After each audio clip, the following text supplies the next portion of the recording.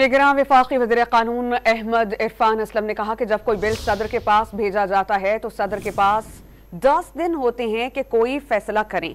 आइन के तहत सदर मुमलिकत या तो बिल मंजूर कर सकते हैं या एतराज़ात लगाकर वापस भेज सकते हैं। सदर मुमलिकत के पास कोई तीसरा रास्ता नहीं होता।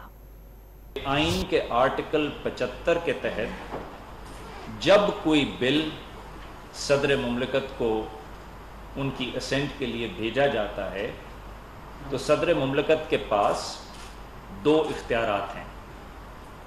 सदर मुमलिकत के पास पहला इख्तियार ये है कि वो उस बिल पे अपनी रजामंदी दे दें और वो कानून बन जाए। सदर मुमलिकत के पास दूसरी रास्ता, जो दूसरी कानूनी ऑप्शन उनके पास है वो ये है कि वो उस पे अपनी, अगर उनकी कोई ऑब्जर्वेशंस हैं, वो तहरीरी अंदाज में उनको भेजें, वापस भेज दी जाएं, ताकि सदर मुमलिकत की गाइडेंस को मजलिस शूरा कंसिडर कर सके।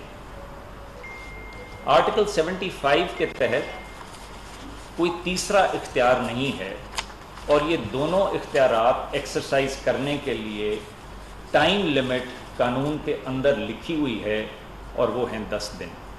10 दिन के अंदर सदर मुमलिकत या एक रास्ता लें या दूसरा रास्ता लें।